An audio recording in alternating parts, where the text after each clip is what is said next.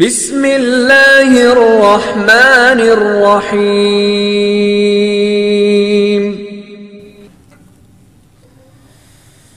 السلام علیکم ورحمۃ اللہ وبرکاتہ۔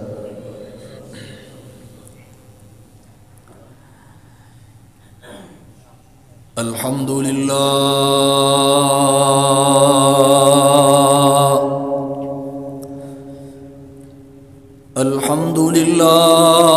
نحمده ونستعینه ونستغفره ونؤمن به ونتوکل علیہ ونعوذ باللہ من شرور انفسنا ومن سیئات اعمالنا من يهده الله فلا مضل له ومن يضلل فلا هادي له ونشهد أن لا إله إلا الله وحده لا شريك له ونشهد أن محمدا عبده ورسوله اللهم صل على محمد وعلى آل محمد كما صليت على إبراهيم وعلى آل إبراهيم إنك حميد مجيد اللهم بارك على محمد وعلى آل محمد كما باركت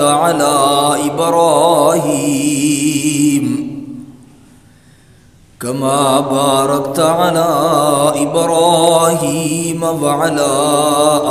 آل إبراهيم إنك حميد مجيد رب اشرح لي صدري ويسر لي امري واحلل عقدة من لساني يفقهوا قولي اللهم انفعنا بما علمتنا وعلمنا ما ينفعنا وزدنا علما رب اوزعني ان اشكر نعمتك التي انعمت علي وعلى والدي وان اعمل صالحا ترضاه واصلح لي في ذريتي اني تبت اليك واني من المسلمين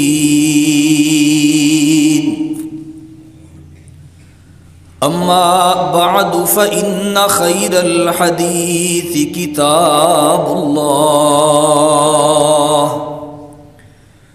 وخير الهدي هدي محمد صلى الله عليه وسلم وشر الأمور محدثاتها وكل محدثة بدعة وكل بدعة ضلالة وكل ضلالة في النار أعوذ بالله السميع العليم من الشيطان الرجيم بسم الله الرحمن الرحيم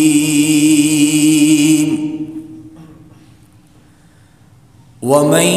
يقتل مؤمنا متعمدا فجزاؤه جهنم خالدا فيها وغضب الله عليه ولعنه وأعد له عذابا عظيما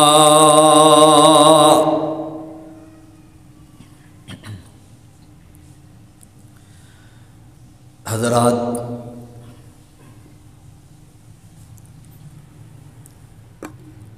گزشتہ سے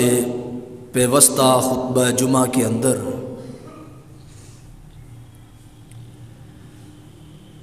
ہم نے رحمت کائنات محمد رسول اللہ صلی اللہ علیہ وآلہ وسلم کی ایک حدیث کی روشنی میں اپنے موضوعات کا آغاز کیا تھا۔ اللہ کے پاک پیغمبر علیہ الصلاۃ والسلام کا فرمان ذیشان، اجتنبوا السبع الموبقات، آپ نے فرمایا 7 ہلاک کر دینے والی چیزوں سے بچ جاؤ، 7 ہلاک کر دینے والے گناہوں سے بچ جاؤ۔ ان میں سے پہلا الشرک باللہ، اللہ کے ساتھ کسی کو شریک نہیں بنانا، اللہ کے ساتھ شرک نہیں کرنا۔ پھر آپ نے فرمایا والسحر، دوسرا ہلاک کر دینے والا گناہ جادو ہے۔ پھر آپ نے فرمایا وَقَتْلُ النَّفْسَ الَّتِي حَرَّمَ اللَّهُ إِلَّا بِالْحَقِّ،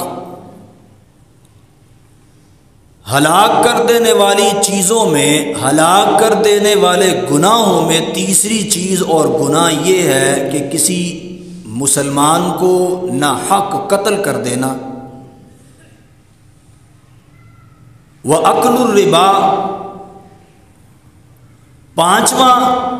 چوتھا عمل سود کھانا۔ وَأَكْلُ مَالَ الْيَتِيمِ،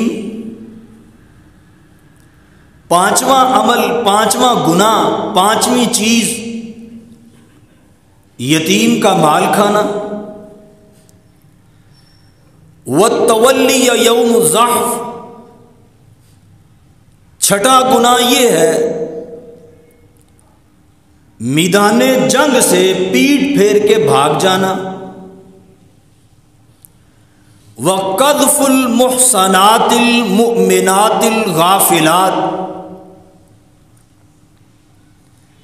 ساتواں گناہ یہ ہے پاک دامن عورتوں کے اوپر تہمت لگانا، بہتان لگانا۔ یہ 7 عمل، یہ 7 چیزیں، یہ 7 گناہ جن کے بارے میں رحمت کائنات محمد رسول اللہ صلی اللہ علیہ وسلم نے فرمایا کہ یہ ہلاک کر دینے والی چیزیں ہیں۔ ان میں الشرک باللہ، اللہ کے ساتھ شرک کرنا، والسحر اور جادو کرنا۔ اس کے حوالے سے ہم اپنی معروضات کو گزشتہ مجالس کے اندر بیان کر چکے ہیں۔ آج کی مجلس میں تیسرا خطرناک گناہ، ہلاک کر دینے والا گناہ، وَقَتْلُ النَّفْسَ الَّتِي حَرَّمَ اللَّهُ إِلَّا بِالْحَقِّ، کسی جان کو، کسی مسلمان کو ناحق قتل کر دینا اسلام کے اندر کتنا بڑا جرم ہے، شریعت اسلامیہ کے اندر کتنا بڑا گناہ ہے۔ آج اس حوالے سے اپنی معروضات کو عرض کروں گا۔ تاریخ کے اندر انسانیت کا پہلا قتل اس وقت ہوا جب آدم علیہ السلام کے 2 بیٹوں کے درمیان جھگڑا ہوا۔ جھگڑے کی بنیاد یہ بنی کہ میرے اس بھائی کی قربانی قبول ہو گئی، میری کیوں نہیں ہوئی؟ جھگڑے کا سبب اپنے بھائی کے ساتھ حسد کرنا بن گیا، اور حسد کرنے کی وجہ سے قابیل نے اپنے بھائی حابیل کو قتل کر دیا۔ اور قرآن مجید کے اندر یہ بات موجود ہے، اللہ حکم الحاکمین نے 6 پارے کے اندر یہ بات ارشاد فرمائی، وَاتْلُ عَلَيْهِمْ نَبَأَ بَنِي آدَمَ بِالْحَقِّ اِذْ قَرَّبَا قُرْبَانًا فَتُقُبِّلَ مِنْ أَحَدِهِمَا وَلَمْ يُتَقَبَّلْ مِنَ الْآخَرِ۔ ایک بھائی کی قربانی قبول ہو گئی اور ایک کی قبول نہ ہوئی۔ جس کی قربانی قبول نہ ہوئی اس نے اپنے دوسرے بھائی کو قتل کرنے کے لیے اپنے ہاتھ کو آگے بڑھایا، اور قرآن نے نقشہ سارا ہی کھینچا۔ وہ بھائی جس کی قربانی اللہ نے قبول کر لی، اس نے یہ بات کہی، کہنے لگا اللہ حکم الحاکمین نے میری قربانی کو قبول کیا ہے، بھائی اگر آپ اپنے ہاتھ کو میری طرف بڑھاؤ گے، مجھے قتل کرو گے، تو اللہ کی قسم ہے میں اپنے ہاتھ کو آپ کی طرف نہیں بڑھاؤں گا۔ آپ زیادتی کرو گے، میں زیادتی نہیں کروں گا۔ آپ مجھے مارو گے، میں آپ کو نہیں ماروں گا۔ اور یہی وجہ ہے حضرت عبداللہ ابن مسعود رضی اللہ تعالیٰ بیان کرتے ہیں، اللہ کے پاک پیغمبر علیہ السلام نے ارشاد فرمایا، القاتل والمقتول ہما فی النار۔ آپ نے فرمایا کہ قاتل قتل کرنے والا، مقتول جس کو قتل کیا گیا ہے، ہما فی النار، یہ دونوں جہنم میں جانے والے ہیں۔ صحابہ نے سوال کیا، اللہ کے پاک پیغمبر یہ بات تو سمجھ آتی ہے کہ ایک بندے نے کسی کو قتل کیا ہے، کسی کا خون بہایا ہے، وہ تو جہنم میں جائے گا، لیکن جو قتل ہو گیا ہے، جس کے بچے یتیم ہو گئے ہیں، جو مقتول ہے، جس کے اوپر ظلم ہوا ہے، اللہ کے پاک پیغمبر وہ جہنم میں جائے گا، یہ بات سمجھ نہیں آئی۔ آپ نے فرمایا کہ قتل ہونے والا یہ بھی اس نیت سے اپنے گھر سے نکلا تھا کہ میں اپنے اس بھائی کو قتل کروں گا، لیکن اس کا وار نہیں چلا، اس کا وار چل گیا، اس نے قتل کر دیا۔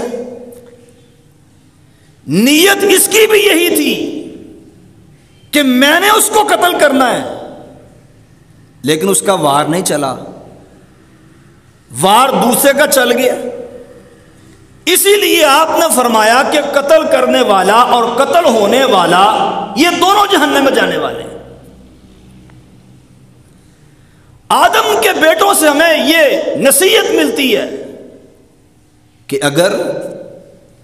ایک بھائی زیادتی پہ اترا ہوا ہے، ایک بھائی ظلم پہ اترا ہوا ہے، تو دوسرا بھائی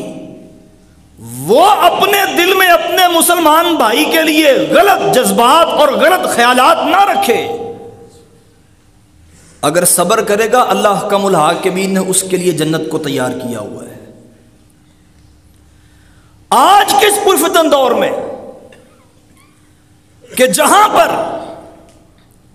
ایک مسلمان کی جان کی قیمت ایک مچھر کے برابر بھی نہیں ہے، مسلمان کو قتل کرنا اسی طرح ہے جس طرح مچھر کو مارا جاتا ہے۔ آپ دیکھ لیں، گزشتہ دنوں یہ بات سننے میں آتی ہے کہ شیخ پورہ کے قریب نارنگ منڈی کے علاقے میں بھائی نے اپنے سگے بھائی کو کلہاڑیاں مار کے قتل کر دیا ہے، اور یہ بات بھی سننے میں آئی لڑائی دو بھائیوں کے درمیان ہے، لیکن ایک بھائی نے غصے میں آ کے دوسرے بھائی کے بیٹے کو جو چھوٹا تھا اس بیٹے کو پکڑ کے نہر کے اندر پھینک کے مار دیا ہے۔ اور ہمارے معاشرے کے اندر یہ چیز بھی عام ہو چکی کہ کہیں پہ عید والے دن حافظ سمیع الرحمان کو اس لیے قتل کیا جاتا ہے کہ اس نے غلط خواہشات کو پورا نہیں کیا تھا، بڑھتی ہوئی ہوس کو پورا نہیں کیا تھا۔ ہمارے معاشرے کے اندر معصوم بچیوں کے ساتھ زیادتی کر کے ان کو قتل کیا جاتا ہے، اور پھر ملک پاکستان نے وہ منظر بھی دیکھا جب سیالکوٹ میں معین اور مغیث دو نوجوان جن کو برہنہ کر کے سریوں کے ساتھ راڈوں کے ساتھ مار مار کے ان کو قتل کر دیا گیا، اور پھر ان کی لاشوں کو چوک پہ پھانسی دی گئی۔ اور ہمارے اس مسلمان معاشرے کے اندر کہیں پہ ساہیوال کے اندر پولیس مقابلے کی آڑ میں بے گناہ افراد کو قتل کیا جاتا ہے۔ اللہ کی قسم ہے، ایک ایسا جرم ہے، ایک ایسا گناہ ہے جس کی معافی نہیں ہے۔ اللہ حکم الحاکمین نے قرآن مجید کے اندر وہ بندہ جس نے کسی کو ناحق قتل کیا ہے، اللہ حکم الحاکمین نے اس کی 5 ذلتوں کو بیان کیا ہے۔ جو کسی کو ناحق قتل کرتا ہے اللہ اس بندے کے اوپر 5 طرح کی ذلتوں کو مسلط کر دیتا ہے۔ اللہ فرماتے ہیں وَمَن يَقْتُلْ مُؤْمِنًا مُتَعَمِّدًا، جس نے کسی مومن کو جان بوجھ کے قتل کیا، متعمدًا جان بوجھ کے مارا، فَجَزَاؤُهُ جَہَنَّمْ، پہلی ذلت، پہلی رسوائی، پہلی سزا یہ ہے فَجَزَاؤُهُ جہنم، اس کا ٹھکانہ جہنم ہے، خالداً فیہا، اور اس کی دوسری ذلت یہ ہے کہ جہنم کے اندر جائے گا اور ہمیشہ ہمیشہ رہے گا۔ یہاں پہ ایک بات نوٹ کیجئے، ایک بات سمجھیے، خالداً فیہا، جہنم کے اندر ہمیشہ ہمیشہ کے لیے مسلمان نہیں جائے گا، بلکہ ایک مسلمان اگر اس نے گناہ کیے ہیں، اگر اس نے غلطیاں کی ہیں، خطائیں کی ہیں، تو اپنی سزاؤں کو بھگت کے جہنم سے نکال لیا جائے گا۔ خالداً فیہا، ہمیشہ جہنم میں نہیں رہے گا، لیکن خالداً فیہا یہ الفاظ کن کے لیے ہیں؟ ایک وہ بندہ جس نے کفر کیا ہے، جو کافر ہے، مسلمان نہیں، اللہ نے ان کے لیے کہا ہے کہ یہ جہنم میں ہمیشہ ہمیشہ رہیں گے۔ اور ایک وہ بندہ جس نے شرک کیا ہے، اس کے بارے میں اللہ نے فرمایا خالداً فیہا، یہ جہنم میں ہمیشہ ہمیشہ رہیں گے۔ اور ایک وہ بندہ جو منافق ہے، نفاق پہ مرا، اللہ نے اس کے لیے بھی کہا خالداً فیہا، یہ جہنم میں ہمیشہ ہمیشہ رہے گا۔ اور ایک وہ بندہ جتنی مرضی نمازیں پڑھ لے، روزے جتنے مرضی رکھ لے، لیکن اگر کسی کو ناحق قتل کیا ہے، اللہ نے اس کے بارے میں بھی فرمایا کہ خالداً فیہا، یہ جہنم میں ہمیشہ ہمیشہ رہے گا۔ لوگ معمولی آج کل اس چیز کو، اس گناہ کو بالکل معمولی سمجھتے ہیں، اور پھر برادریوں کے نام پہ قتل، اور جی رشتہ نہیں ملا قتل کر دیا، جائیداد میں حصہ نہیں ملا قتل کر دیا، غصہ آ گیا قتل کر دیا۔ قتل کو بالکل لوگ معمولی سمجھتے ہیں، اور یہاں پہ اہل علم نے یہ رائے قائم کی ہے کہ خالداً فیہا، ان الفاظ سے یہ معلوم ہوتا ہے کہ ایک وہ بندہ جس نے کسی مسلمان کو ناحق قتل کیا، اگر اسی حالت میں مر گیا تو یہ مسلمان نہیں بلکہ کافر ہو کے مرے گا، اس لیے کہ مسلمان جہنم میں ہمیشہ رہ ہی نہیں سکتا۔ دوسری سزا یہ، دوسری ذلت یہ، پہلی ذلت فجزاؤہ جہنم، اس کا ٹھکانہ جہنم ہے، خالدن فیہا، ہمیشہ رہے گا۔ اور تیسرے بات پہ اللہ نے فرمایا خالدن فیہا، ہمیشہ رہے گا، اور پھر وغضب اللہ، اللہ کا غضب اس کے اوپر نازل ہوگا، اللہ کے غصے کا شکار ہوگا یہ بندہ۔ اور یارو، جس سے اللہ ناراض ہو جائے نا، آپ اپنے اوپر یہ مثال لے کے دیکھیں۔ آپ ایک فیکٹری میں کام کرتے ہیں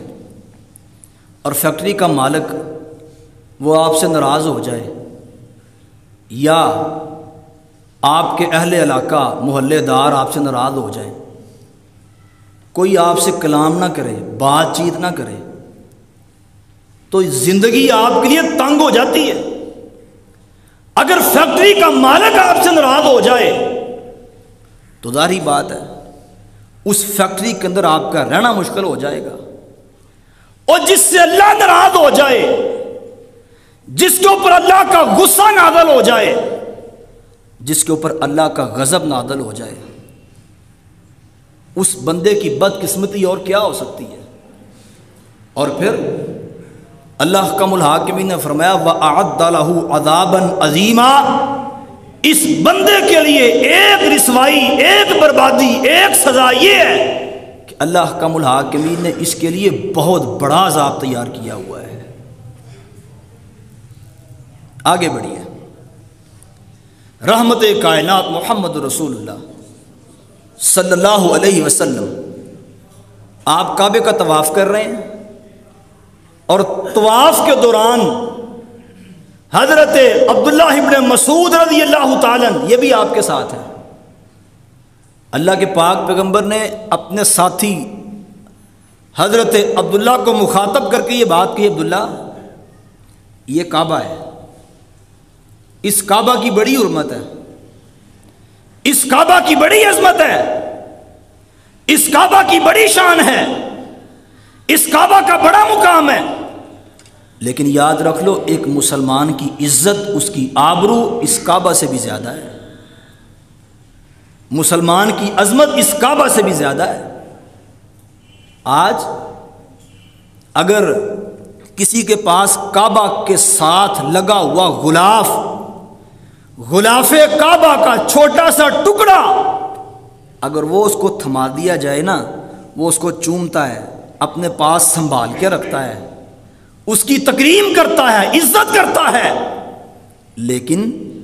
وہ کعبہ سے زیادہ مسلمان کی عزت ہے۔ یہ اس کی عزت کو برباد کرنے کے لیے لمحات ڈھونڈتا ہے، عزت کو خراب کرنے کے لیے بہانے ڈھونڈتا ہے، اور معاشرے کے اندر محلے داروں کے سامنے، لوگوں کے سامنے اس مسلمان کی عزت کو داغدار کرنے کے لیے کوئی بھی موقع ہاتھ سے جانے نہیں دیتا، اور پھر اپنے مسلمان بھائی کو پریشان کرنے کا کوئی بھی موقع ہاتھ سے جانے نہیں دیتا۔ آگے بڑھیے۔ اللہ کے پاک پیغمبر محمد رسول اللہ صلی اللہ علیہ وسلم نے فرمایا، ابن حبان کے اندر حدیث موجود ہے، اللہ کے پاک پیغمبر نے فرمایا کہ جب صبح ہوتی ہے نا تو شیطان اپنے چیلوں کو بلاتا ہے، شیطان اپنے چیلوں کو اپنے پاس بلاتا ہے اور ان کو یہ بات کہتا آج کے دن جو تم میں سے جو کوئی کسی مسلمان کو ذلیل کر کے آئے گا، پریشان کر کے آئے گا، رلا کے آئے گا، حدیث کے اندر الفاظ موجود ہیں، شیطان کہتا ہے جو کسی مسلمان کو رلا کے آئے گا، پریشان کر کے آئے گا، گمراہ کر کے آئے گا، شیطان کہتا ہے میں اس کے اوپر چودراہٹ، اس کے سر پہ چودراہٹ کا تاج پہناؤں گا۔ اس کے چیلے چلے جاتے ہیں، اب یہ بیٹھتا ہے، ایک چیلا آتا ہے، آ کے اپنی روح داد سناتا ہے، کہتا ہے میں آج میاں بیوی کے درمیان جدائی پیدا کر کے آیا ہوں۔ میاں بیوی کے درمیان بڑی محبت تھی، ان دونوں کے درمیان بڑا ہی پیار تھا، میں نے دونوں کے درمیان پھوٹ ڈالی، جھگڑا کروایا، یہاں تک کہ دونوں کے درمیان طلاق ہو گئی۔ یہاں سے ایک مسئلہ نوٹ کر لیں کہ میاں بیوی کے درمیان طلاق کروانے والا یہ شیطان کا بھائی ہے، شیطان کا چیلا ہے۔ اللہ کے پاک پیغمبر نے فرمایا جس نے کسی مسلمان عورت کو اس بات پہ ابھارا کہ وہ اپنے خامد سے طلاق لے، اللہ کے پاک پیغمبر نے فرمایا یہ بندہ کبھی جنت کی خوشبو بھی نہیں پا سکتا۔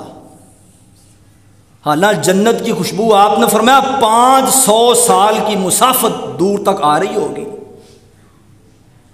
یہ بندہ جنت کی خوشبو بھی نہیں پا سکتا۔ آج ہم دیکھ لیں بچیاں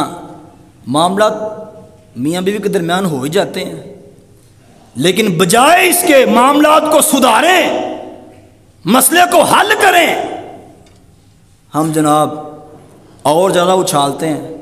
او جی طلاق لے لو، اور رشتے تھوڑے ہیں بڑے رشتے ہیں طلاق لے لو، یا بندے کو ابھارتے ہیں او جی طلاق دے دو جی، چھوڑ دو اس عورت کو، اور عورتیں مل جائیں گی، شادی دوبارہ ہو جائے گی۔ آپ نے فرمایا جو طلاق پہ ابھارتا ہے جنت کی خوشبو بھی نہیں پا سکتا۔ شیطان کا چیلا یہ بات کہتا ہے کہ میں میاں بیوی کے درمیان جھگڑا کروا کے آیا ہوں۔ حدیث پاک کے اندر یہ الفاظ موجود ہیں، شیطان خوش ہوتا ہے اور کہتا ہے کہ تو نے بڑا اچھا کام کیا ہے، بلکہ ایک حدیث کے الفاظ ہیں اٹھ کے ملتا ہے، گلے لگاتا ہے اور کہتا تو نے بڑا اچھا کام کیا، لیکن وہ کام نہیں کیا کہ جس کی وجہ سے تیرے سر کے اوپر چدراہٹ کا تاج پہنایا جائے۔ حدیث کے الفاظ میں شیطان کہتا ہے کہ دونوں کے درمیان طلاق ہو گئی، شادی دوبارہ ہو جائے گی، خامد کی بھی ہو جائے گی، عورت کی بھی ہو جائے گی دوبارہ شادی، وہ کام نہیں ہوا۔ ایک اور آتا ہے، وہ اپنی روح داد سناتا ہے، کہتا میں ایک بندے کے پیچھے لگ گیا جو اپنے والدین کا بڑا فرما بردار تھا، والدین کی ہر بات مانتا تھا، والدین کا خدمت گزار تھا۔ میں نے اس کے دل کے اندر وسواس کو ڈالا، میں نے اس کو ورگلایا، اور ایک وہ موقع بھی آیا کہ اس نے اپنے والدین کو گالیاں دینا شروع کر دیں، اپنے والدین کو برا بھلا کہنا شروع کر دیا، اپنے والدین کو پریشان کرنا شروع کر دیا۔ شیطان کہتا ہے تو نے بڑا اچھا کام کیا ہے، لیکن وہ بات نہیں ہے کہ جس کی وجہ سے تمہارے سر کے اوپر تاج پہنایا جائے، اس لیے کہ ہو سکتا ہے کل کلا وہ اپنے ماں باپ سے معافی مانگ لے، ان کا خدمت گزار پھر سے بن جائے۔ ایک اور چیلا آتا ہے، اپنی اپنی بات سناتے ہیں۔ پھر ایک اور آیا، وہ یہ بات کہتا ہے کہ میں 2 بندوں کے پیچھے لگ گیا، دوست تھے، بھائی تھے، ان کے درمیان پیار تھا، محبت تھی، عقیدت تھی، مودت تھی۔ کہنے لگا میں نے ان کے دل کے اندر ایک دوسرے کی نفرت کو پیدا کر دیا، غصہ دلایا، یہاں تک کہ ایک شخص نے دوسرے کو قتل کر دیا، ایک شخص نے دوسرے کو مار دیا۔ حدیث پاک کے اندر یہ الفاظ موجود ہیں، شیطان اٹھتا ہے اور اس کو گلے سے لگاتا ہے اور اس کے سر پہ چدراہت کا تاج پہنا دیتا ہے، اور یہ بات کہتا ہے کہ یہ اصل کام ہے جو تو کر کے آیا ہے، اس لیے کہ اگرچہ بعد میں صلح بھی ہو جائے لیکن مرنے والا تو مر ہی گیا ہے نا، وہ تو واپس نہیں آ سکتا۔ اگرچہ صلح ہو جائے، اگرچہ قتل کرنے والا توبہ بھی کر لے، لیکن مرنے والا تو واپس نہیں نہ آ سکتا۔ شیطان اس بندے کے اوپر چدراہٹ کا تاج پہنا دیتا ہے۔ آگے بڑھیے، حضرت عبداللہ ابن مسعود رضی اللہ تعالی حدیث کے راوی ہیں، بیان کرتے ہیں اللہ کے پاک پیغمبر سے سوال کیا، اے اللہ کے پاک پیغمبر، ای الذنب اعظم عند اللہ، اللہ کے پاک پیغمبر کون سا ایسا گناہ ہے جو اللہ کے ہاں بہت بڑا ہے؟ کون سا ایسا گناہ ہے؟ اللہ کے پاک پیغمبر نے فرمایا ان تجعل للہ ندا وہو خلقک، اللہ کے ہاں سب سے بڑا گناہ یہ ہے کہ تو اس کے ساتھ شرک کرے حالانکہ اس نے تجھے پیدا کیا ہے۔ سب سے بڑا گناہ شرک ہے۔ صحابی نے سوال کیا اللہ کے پاک پیغمبر اس کے بعد بڑا گناہ کون سا ہے؟ آپ نے فرمایا اس کے بعد جو سب سے بڑا اللہ کے ہاں گناہ ہے وہ یہ ہے کہ آدمی اپنی اولاد کو، اپنے بچوں کو اس لیے قتل کر دے کہ وہ اس کا رزق کھاتی ہے، بھوک کی وجہ سے، افلاس کی وجہ سے جو اپنے بچوں کو قتل کرتا ہے، یہ شرک کے بعد سب سے بڑے گناہ کا مرتکب ٹھہرتا ہے۔ آج آپ دیکھ لیں ایسے لوگ بھی آپ کو ملیں گے، بھوک کی وجہ سے اپنے بچوں کو قتل کرنے والے، بھوک کی وجہ سے اپنے بچوں کو ذبح کرنے والے، بھوک کی وجہ سے اپنے بچوں کو بیچ دینے والے، اور بھوک کی وجہ سے اپنے بچوں کے ساتھ نہر میں چھلانگ لگا دینے والے۔ اللہ کا الحاکمین نے قرآن مجید کے اندر یہ بات ارشاد فرمائی ہے وَلَا تَقْتُلُوا أَوْلَادَكُمْ خَشْيَةَ إِمْلَاقٍ، کہ اپنی اولادوں کو بھوک کے ڈر سے قتل نہ کرو، اس لیے کہ نَحْنُ نَرْزُقُكُمْ وَإِيَّاهُمْ، اور وہ اللہ جس نے ان کو پیدا کیا، جس نے تمہیں پیدا کیا، وہ تمہیں بھی رزق دینے والا ہے، ان کو بھی رزق دینے والا ہے۔ صحابی نے سوال کیا اللہ کے پاک پیغمبر اس کے بعد بڑا گناہ کون سا ہے؟ اللہ کے پاک پیغمبر نے فرمایا اس کے بعد بڑا گناہ یہ ہے کہ آدمی اپنی ہمسائی کے ساتھ زنا کرے،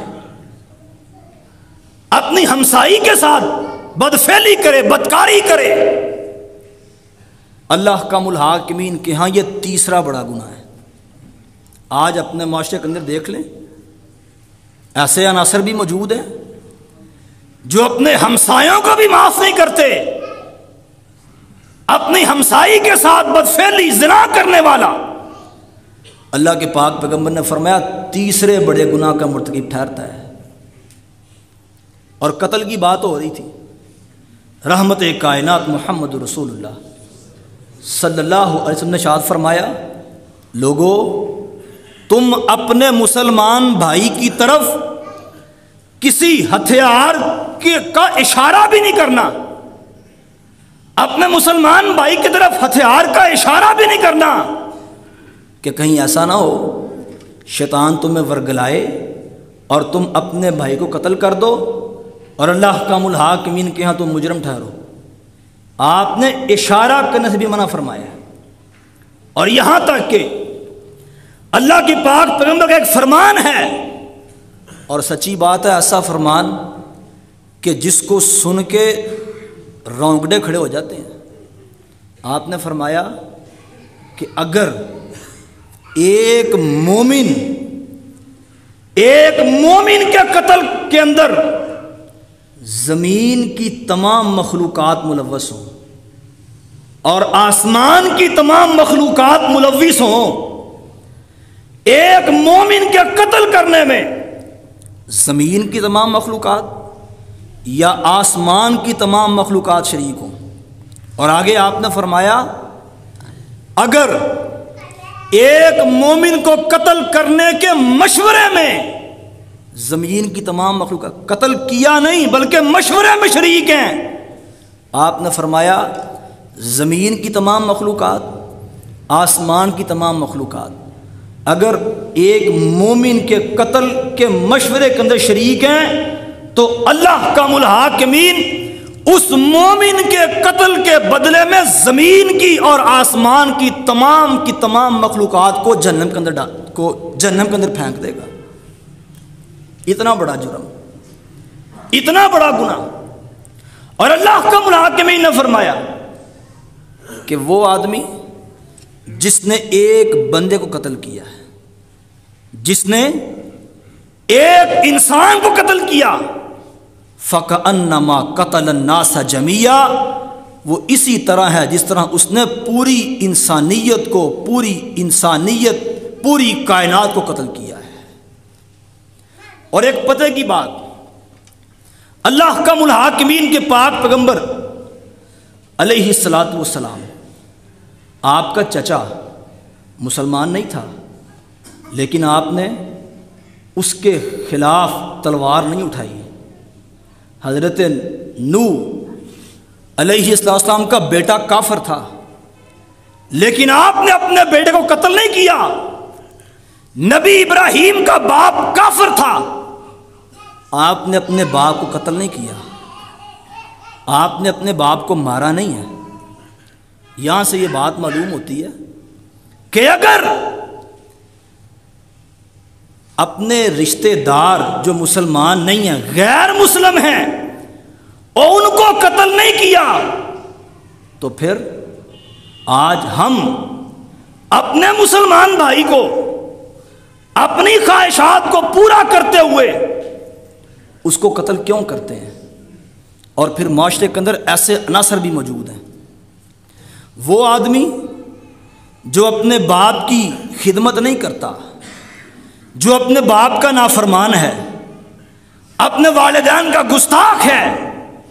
اللہ کے پاک پیغمبر نے فرمایا یہ بندہ جنت کی خوشبو بھی نہیں پا سکتا۔ اور کسی دوسرے مسلمان کو قتل کرنا تو درکنار، کسی دوسرے مسلمان کو قتل کرنا اس کی سزا یہ ہے کہ وہ جہنم میں ہمیشہ ہمیشہ رہے گا۔ تو آج ہمارے معاشرے کے اندر وہ شخص جو اپنی سگی ماں کو قتل کر دے، وہ ماں کہ جس نے 9 ماہ تک اس کا بوجھ اپنے پیٹ پہ اٹھائے رکھا، وہ ماں کہ جس نے اس کو اپنے جگر کا لہو پلا پلا کے جوان کیا، اور وہ باپ کہ جس نے گرمیوں کی چلچلاتی دھوپ کے اندر مزدوریاں محنتیں کر کر کے اس کو بڑا کیا۔ اگر باپ نے اس کی بات کو نہیں مانا، ماں نے اس کی بات کو نہیں مانا، اس نے اپنے ماں باپ کو قتل کر دیا، وہ بتلاؤ اس کی سزا کیا ہوگی؟ میں یہ بات سمجھتا ہوں کہ اس بندے کو مر جانا چاہیے جو بندہ اپنی ماں کا قاتل ہے، اپنے باپ کا قاتل ہے۔ ایک وہ بندہ جو کسی دوسرے مسلمان کو قتل کرتا ہے، اس کے لیے 5 ذلتیں ہیں، 5 رسوائیاں ہیں کہ وہ بندہ ہمیشہ ہمیشہ کے لیے جہنم کے اندر جائے گا۔ اور اپنے ماں باپ کو قتل کرنے والا، اس کی سزا کیا ہوگی؟ اس سے آپ اندازہ لگا سکتے ہیں یہ کتنا سنگین جرم ہے، کتنا بڑا جرم ہے۔ آج ہمارے اس معاشرے کے اندر معمولی سمجھ کے اپنی خواہشات کو پورا کرتے ہوئے لوگ اپنے سگے بھائی کو، اپنے سگے رشتہ داروں کو، اپنے دوستوں کو، اپنے محلے داروں کو قتل کرنے سے باز نہیں آتے۔ اور پھر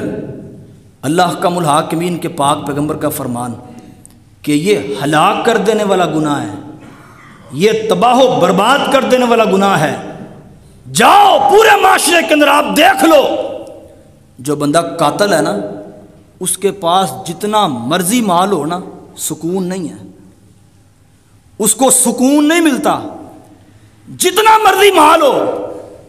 وہ کبھی بھی سکون کی نیند نہیں سو سکتا، دنیا کے اندر بھی بے سکونہ ہے، کل قیامت کا دن ہوگا، اللہ کا الحاکمین کے ہاں بھی اس کے لیے عذاب ہے، اس کے لیے تباہی ہے، بربادی ہے، ہلاکت ہے۔ اس لیے آؤ میرے مسلمان بھائیوں، اللہ کا الحاکمین سے اس بات کی توفیق مانگیں، اللہ ہم گناہ گار ہیں، اللہ ہم خطا کار ہیں، اللہ ہم سیاہ کار ہیں، اللہ ہمیں ہر قسم کے صغیرہ اور کبیرہ گناہوں سے بچا کے رکھنا۔ اللہ اگر ہم نے کوئی بھول کے گناہ کیے، اللہ تو اپنی رحمت سے ہمارے سارے گناہوں کو معاف فرما۔ اللہ کا الحاکمین سے دعا ہے صحیح معنوں میں امام کائنات کے فرامین کو سن کے سمجھ کے ان کے اوپر عمل کرنے کی توفیق عطا فرمائے۔ اقول قولی ھذا واستغفر اللہ لی ولکم ولسائر المسلمین۔